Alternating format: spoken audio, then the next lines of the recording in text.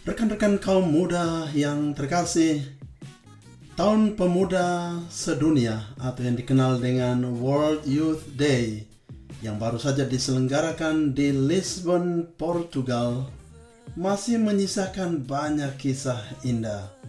Mari kita saksikan sharing dari seorang suster, biarawati, dan misionaris yang mendampingi kaum muda dari parokinya di Keuskupan Queens, Brooklyn, New York, Amerika Serikat di ajang World Youth Day tahun 2023 ini.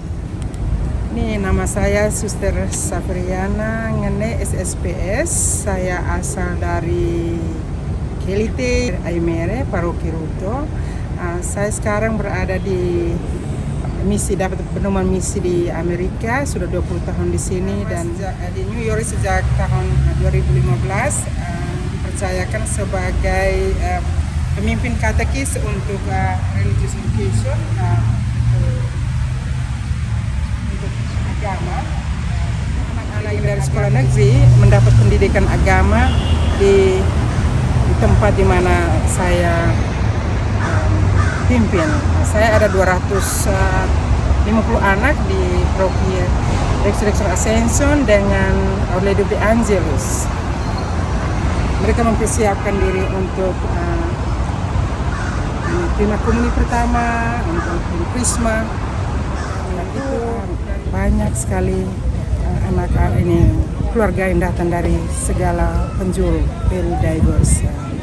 Jadi anak muda itu mau sangat giat, itu terutama dari Spanish community. Orang-orang Spanish itu mereka orang-orang muda itu sangat giat, sangat semangat. Walaupun kadang-kadang mereka tidak mengerti apa yang itu. Kalau mereka ke gereja, mereka ikut ke gereja karena tradisi. Kadang-kadang tidak mengerti, tapi mereka sangat giat. Ini di tempat saya ini katekese seperti di Indonesia sekolah minggu. Kami di sini ada kurikulum tertentu untuk mempersiapkan anak-anak untuk menerima komuni dan ini Krisma. Anak-anak itu banyak itu walaupun hari sepanjang minggu mereka ke sekolah, tapi hari Minggu mereka masih luangkan waktu untuk datang belajar agama. Mereka sangat aktif dan juga ada youth group kami di sini, OMK ketemu seminggu sekali. Mereka juga sangat aktif. Bagaimana saya mempersiapkan mereka untuk ini kegiatan-kegiatan rohani itu dengan retreat, kadang-kadang juga dengan musik, dengan ini kegiatan-kegiatan keluar. Kami kunjung ini orang-orang tua di nursing home dan juga kegiatan-kegiatan dengan orang luar, misalnya di taman supaya mereka lebih semangat. Ini dari Keuskupan Queens dan Brooklyn merespons kebutuhan anak-anak muda. Mereka ada program youth group, itu ada kegiatan ini macam-macam dan ini terutama retreat, ada kegiatan outing, pertandingan setiap 4 kali setahun itu ada pertemuan ini OMK seluruh keuskupan.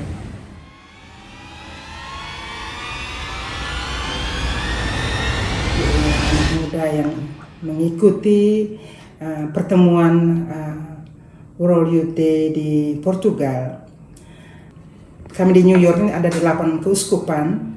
Terus dari keuskupan kami yang partisipasi dalam kegiatan ini ada 341 orang, itu tidak termasuk para pendamping. Lalu persyaratan yang mau mengikuti World Youth Day itu 16 dan di bawah 18, termasuk itu di kategori sebagai anak-anak yang membutuhkan perhatian khusus dan juga ada izinan khusus dari orang tua. Lalu 18 sampai 25 atau sampai 30 itu diperhatikan tapi mereka sudah bisa mandiri. Lalu kegiatan sebelum berangkat, sebelum mengikuti World Youth Day itu kami ada kegiatan rohani dan juga kegiatan-kegiatan yang mendukung atau mencari dana untuk membiayai pertemuan ini. lalu kami ada adorasi, doa bersama, ini pertemuan-pertemuan, lalu ada kegiatan untuk gali dana di gereja masing-masing. Itu dari keuskupan dan dari paroki saya yang dimana saya dampingi. Dari 5 anak itu ada 4 itu yang di bawah umur, karena orang tua mempercayakan saya untuk mendampingi anak-anak ini. Dan di antara ribuan orang saya selalu jalan bersama mereka. Kadang mereka harus gandeng untuk jalan bersama karena itu sangat sulit untuk mencarinya karena terlalu banyak orang. Itu sungguh luar biasa kegiatan ini. Saya juga sangat kagum bahkan terharu dan mencucurkan air mata juga karena melihat anak-anak muda. Biasanya mereka selalu ada HP di tangan dan itu earphone di telinga. Tapi selama beberapa hari ada kegiatan katekese, kegiatan doa, prosesi, kunjungan-kunjungan tempat-tempat ini rohani. Lalu ada ini kegiatan jalan salib bersama Bapak Paus.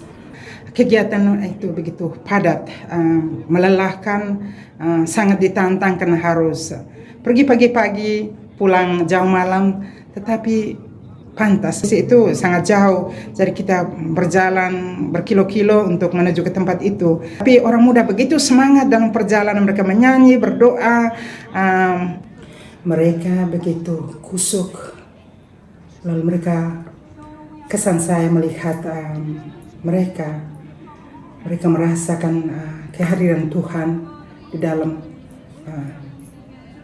yang nyata di dalam diri mereka, dan juga mereka merasakan bahwa mereka itu tidak berjalan sendirian karena berada bersama ini orang-orang muda dari seluruh dunia.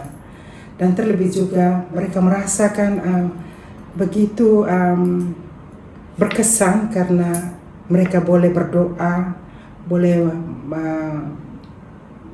mengadakan adorasi bersama Bapak Paus berada di tengah mereka. Ada anak yang mengatakan bahwa saya merasa ada sesuatu yang menyentuh hati saya ketika Bapak Paus lewat di depan saya. Dan ada anak saya lagi yang mengatakan bahwa saya merasa ada sesuatu yang berubah dalam, merasa tersentuh sekali dengan kehadiran Bapak Paus dan juga kehadiran orang muda dari seluruh dunia. Merasa walaupun berbeda-beda tapi mereka merasa satu sebagai generasi-generasi penerus sebagai orang Katolik.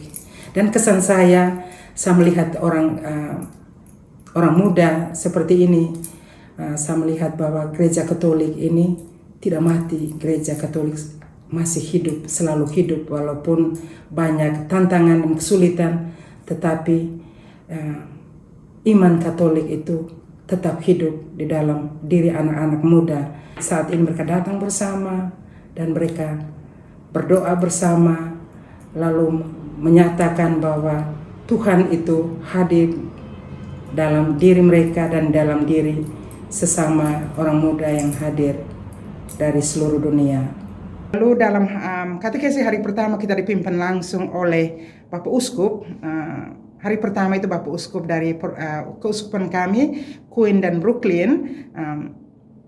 Dalam pertanyaan, dalam kita refleksi, bagaimana hubungan saya dengan Tuhan, dengan diri sendiri, dan juga dengan sesama.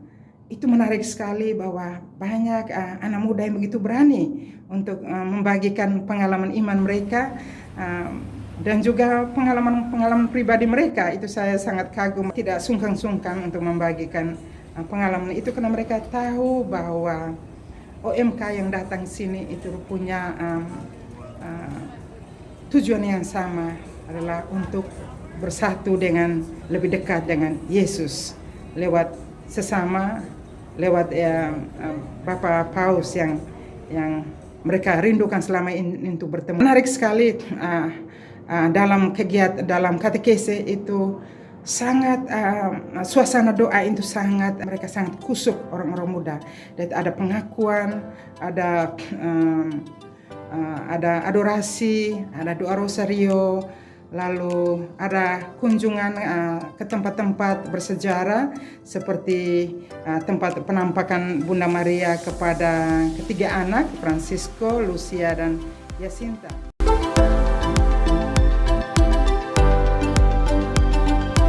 Di situ ada banyak kongregasi dari kongregasi pria dan wanita berada di situ, sekitar lebih dari 100 kongregasi. Mereka bersedia dengan karisma dan spirit mereka. Banyak orang muda mengunjung di situ bertanya tentang bagaimana untuk masuk biara, bagaimana untuk menjadi pastor, suster, brother, atau juga bagaimana saya dipanggil untuk menjadi seorang awam yang baik, seorang awam yang mau mewartakan Yesus di tengah keluarga, di tengah masyarakat. Saya juga punya kesempatan lagi untuk bertemu sekelompok orang muda lagi di tempat itu. Sangat luar biasa, mereka betul sangat antusias untuk bertanya, untuk mau mengetahui lebih jauh tentang kehidupan religius. Kita dipanggil untuk menjadi saksi sebagai imam, sebagai suster, brother, dan juga menjadi saksi sebagai seorang awam, seorang guru yang baik, seorang profesi apa saja yang kita mau, tapi kita menjadi saksi di tengah orang lain. Jadi itu kegiatan, selain kegiatan doa, adorasi, misa, dan juga ada kegiatan-kegiatan festival di mana ada banyak kelompok yang bernyanyi, nyanyi lagu-lagu rohani, ada drama, ada kegiatan drama kitab suci, ada banyak sekali kegiatan-kegiatan yang menarik yang betul-betul menghantar kita untuk semakin dekat dengan Kristus. Terlebih yang berada bersama Bapak Paus selama 4 hari itu sangat luar biasa. Karena Bapak Paus melewati depan kita, anak-anak bertepuk tangan, ada yang menangis, terharu karena boleh berada bersama Bapak Paus kita, dimana seperti kita merasakan kehadiran Yesus yang berada di tengah kita lewat pemimpin kita.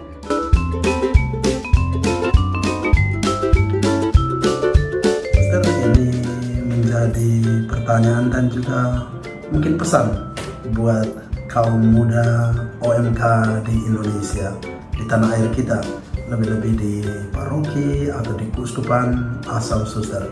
Kira-kira apa pesan suster untuk mereka setelah berkarya di sini dan melihat bagaimana menggeliatnya kehidupan iman anak-anak muda yang mengikuti tahun pertemuan kaum muda sedunia?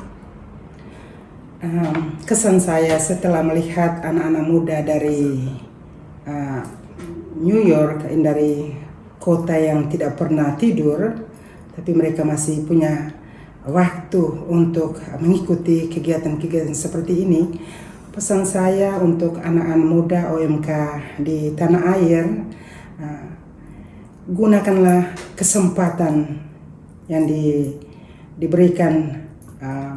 Ada kegiatan di gereja atau kegiatan-kegiatan dalam OMK, manfaatkan kesempatan itu untuk berani untuk melibatkan diri di lingkungan, di paroki atau di keuskupan, karena dengan melibatkan diri dengan OMK yang lain membuat kita semakin mengenal diri kita sendiri dan juga mengenal orang lain, dan kita juga belajar untuk berorganisasi, bagaimana kita bisa berelasi dengan orang lain.